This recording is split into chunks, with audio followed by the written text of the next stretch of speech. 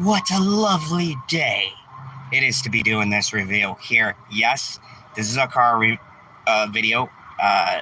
My out of theater thoughts for my much anticipated Furiosa, a Mad Max saga, starring Anna Taylor Joy, Nicholas Hoult,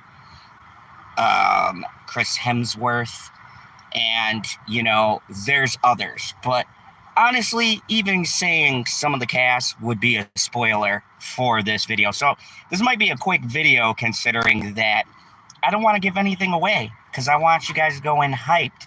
So first, I'm just gonna get out of my way before I start kissing Frank Miller's ass. I'm gonna get out of the way the negatives that I have with this movie. Runtime.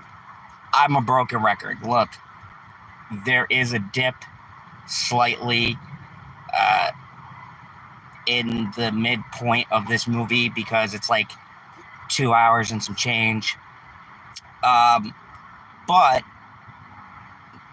there is slight inconsistencies as far as the time goes. There's more I would have liked to known, less I could do without. So there's just a slight little hiccup in the flow of this movie. Second negative. So Mad Max Fury Road, the CGI that was in Mad Max Fury Road was mixed with practical effects. And as such, in the first movie, the CGI was less clean. I know that's weird saying, but let me explain. And keep in mind, folks, this is just slight little negatives I had. Then I'll get to my glowing review, because wow, what a film. But the special effects in this are too clean. And what I mean by that is even the dingy scenes in this movie are super clean. And I feel like, especially with Mad Max, you need a little dirt, you need a little grime to really get the world of the wasteland. I know. Some people aren't going to look at the cinematography and go, oh my God, it's not as dirty as the original Mad Max Fury Road. But I feel like certain aesthetics in this movie are just too good looking for the feeling they're going for. So with that being said, those are my only two gripes. Now, let's get on to the movie. So what is Mad Max? I'm sorry, Furiosa, a Mad Max saga about? It is about young Furiosa comes from this place called the Green Place. It's in the Mad Max Fury Road movie. And things happen, because no spoilers here, and she gets stuck in between a war between the Commodus and Immortal, or is it Immortan Joe, and wacky shenanigans ensue. So what's the positives? Everybody in this movie is awesome. The acting is top notch. This is supposed to be like one of those action blockbuster films, but the thing about Mad Max Fury Road that took people by surprise is there was a lot of emotions, and Furiosa, a Mad Max saga, has the same emotions. Hey, lovely Sherry, welcome to my non-spoiler theater car video reaction to Furiosa, a Mad Max saga. Anyways, so my positives for this movie: the acting across the board is great. Chris Hemsworth chews up every scene he's in. Now, my initial thought was I was a little bit nervous they were going to try to either do him like way over the top, or he was going to be like Joe. And no, Chris Hemsworth gives a theater performance. He's a villain that you love to hate. He does some horrible shit in this movie, but also I think he brings a certain charisma to this role and is just one of the best villains I've seen this year. He is just, as soon as he gets on screen, he just fucking steals the show. The person they got to play Anna Taylor-Joy as a kid, Furiosa when she was younger. Holy shit, that little actress looked exactly like her. It was uncanny. I don't know who they cast these kid actors, but bravo. Um, the little girl was not only looked like her, but very much great acting from a child actress. And I appreciate that because there's a good portion of this movie you're spending with young Furiosa and great acting. Now, the biggest question was, at least in my mind, could Anya Taylor-Joy get that badassery that we have for Max? Because essentially this whole movie is her. Well, for the most part, like I said, no spoilers. There's a lot more elements to this, a lot of backstory, a lot of world building.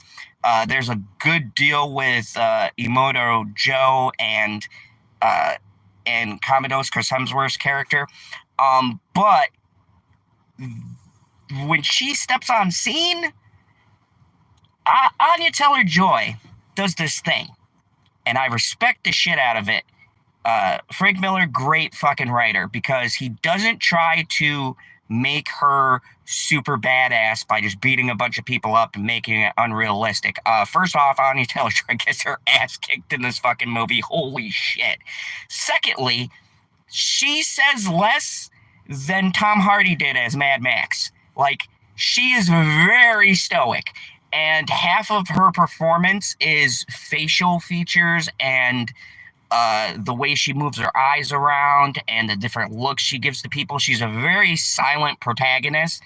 I think she maybe says like 4 or 5 lines in this whole fucking movie. A lot of her acting is just mostly like just facial movements and the way she interacts, or the way she interacts with people is most of the acting, and it's hard to explain, but it's a lot of just improv kind of thing, you know, like when people don't talk, but you know what they're saying by the motions of their bodies or the way they look at someone or the facial expressions they make. She does a lot of that in this movie, and I gotta tell you, Anya Taylor-Joy might be the next biggest like female actress like in our generation. She is just phenomenal and kills it. There is some guest appearances. Nicholas Hoult is in this movie. He reprises his role as Warboy, so I appreciate that. But there's a lot of little nods to Fury Road, but it's just a solid story all the way around. The world building is excellent. The place where Furiosa comes from, they actually show you. It's pretty fucking awesome. The themes are very interesting. It's very intriguing. This feels like Miller is setting up for something even grander than Mad Max Fury Road. And honestly, I hope we don't have to wait another 9 years for something out of this universe.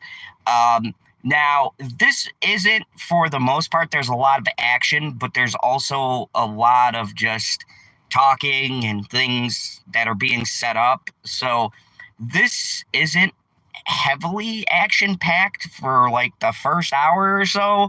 It's a lot of world building and setup. There's a couple of action scenes here or there. The really big shit is towards the end of the film, where you find out a lot of things you've been waiting for. A lot of questions from Fury Road are answered, more or not. Other things are set up in the world that you didn't know what was going on during Fury Road or before the events of Fury Road. This kind of fills in some of those blanks. There's a few things that is sort of explained. There's a neat little cameo in here. No spoilers, though. Don't want to surprise it, but you got to really watch the movie, because there is a cameo that's not even listed on the list of people who are in this movie. So I don't even want to give away all of the actors in this film, because I don't want to spoil any cameos for anybody who's going into this. But all in all, man, I highly anticipated this movie.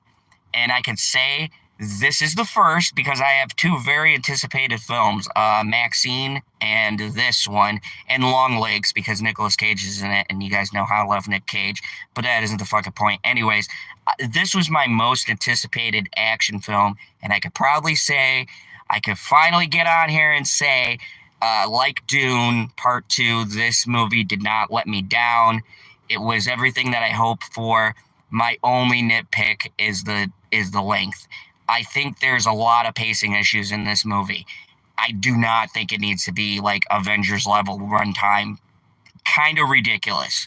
And I know it's a small gripe, but I did feel the time in this movie, like, really did feel the time at a certain point where I was like, okay, come on, let's get shit going. But oh boy, when shit kicked in, it was everything you expect for Miller to deliver. Like, there was cool ass action set pieces, there was a shit ton of violence, and once again, man, Chris Hemsworth was just fucking amazing in this movie.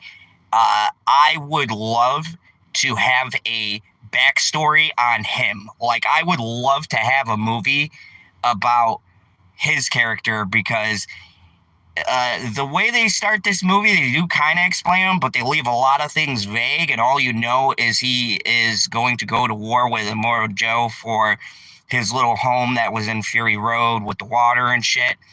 And he is super fucking charismatic, but the way they set it up is as you would expect. He kind of just is already there and things are already happening because the focus is Furiosa. So when she gets into the picture of everything that's going on, the conflict between those two is already happening. And so it's a very cool story. Like, the main thing that'll hook you in this movie is the story. The story itself is super fascinating. And oh my God, like, Miller does some serious drugs because the shit that he pulls out, I have no clue how he thinks up this shit in his head. But it's a very fascinating world, and I really hope I don't have to wait 9 more years for another one of these movies. I would ideally like to see like a Mad Max sequel or a continuation. My other nitpick, and this is a small nitpick, um, Anya Taylor-Joy and Charlize Theron do not look alike whatsoever. So I know it's a small gripe, but the kind of comparisons, they don't look similar at all. So I know it's a stupid gripe. But when you get to the birth of Imperitum Commodus or whatever the fuck she calls herself, uh, it's kind of like a little jarring because I like, oh boy. But I'll be honest with you. To me, they both, hey, what's up, Stone Cold Jeremy? Just giving my brief car video thoughts, non-spoiler, on Furiosa Mad Max Saga. But yeah, this was a solid movie, very entertaining. Um, just a warning: there is a little bit of a dip in there. There's pacing inconsistencies. I think you could have shaved about 45 minutes off of this movie, quite honestly, and it would have been like right in the pocket. But for what I got, it was great. And once again, Chris Hemsworth is like the most underrated like character actor. I don't even know what to call him at this point. He just fucking chews up the scenery in this movie. He just like every time he got on the screen, people were laughing and shit. He's just fucking amazing. He might be my favorite villain in cinema right now. I'm just gonna be honest. He's got the showmanship. He uses his actual Australian accent in this movie because if you guys don't know the history on Mad Max, it is actually an Aussie film. Mel Gibson is from Australia. The first Mad Max, the first couple actually, were shot in Australia. So, yeah, he uses his accent, and it just makes it all the more funny because of how he delivers some of the lines, but it works. It all works, and it's super enjoyable. And the interesting thing is that Immortal Joe and him acting back and forth, you kind of have like the super serious, like Darth Vader kind of villain. You guys saw Fury Road. You have that kind of villain, and then you have a super charismatic, and it's like two villains fighting each other through most of the runtime of this movie, which is just so fucking entertaining. And then you have Furiosa, who's kind of, I wouldn't even say, honestly, based on Fury Road and then the way this film sets it up, she's not really a hero. And like I said, no spoilers. She's not a hero, like, or probably even remotely close to good until Fury Road. And this is a prequel. Yeah, she does a lot of fucked up shit, but I love Anna Taylor-Joy, and she just knocks it out. Like, I was a little skeptical, I'm not gonna lie, but I think like she's done everything, but I was like, action movie, I don't know, but she nails it, man. She nailed it. So, hey, what's up, Cromwell? Just giving my non-spoiler thoughts, quick thoughts, car video on Furiosa, a Mad Max saga. So, anyways, I give this movie a 9 out of 10. Solid film. Not sure if you remember me, but we worked together years ago at Marcus. Oh, hey, hope you're doing good. I am doing very good. Thank you, and thank you for checking out my reaction. Anyways, so I thought all in all this was a solid movie. I give it a 9 out of 10. It's pretty high up there. I think that something could come along and knock this off, but it's definitely going to be somewhere in my top 10. It's very well done. I don't think it's got the same pedigree as Mad Max Fury Road, like with the drama and the emotional stakes. There is emotional things in it, but I don't think it has that same kind of feel to it. This is like very different, and it's fine because I don't want something copying Fury Road. I already seen that movie. I just don't think it's has that same kind of appeal. This is very much a big blockbuster type of movie that is it's a very fun watch. So I give this a 9 out of 10. This has been a good week for me as far as movies go. Tonight I should be doing a watch along with Pop Culture PB on my channel. Check it out. We're going to watch The Strangers Part 2, Pray at Night. So he's never seen it. We're going through The Strangers. I saw the horrible Chapter 1. Check out my review on that. It's a pile of shit. Don't see it. But definitely check this movie out. So anyways, thank you everybody for watching. If you like this video, hit that like button. If you're new to this channel, feel free to subscribe so you can get a villain's opinion and see this awesome mug giving great reviews. Also, make sure you share these videos, all that good YouTube shit, and remember, what a day. What a lovely day.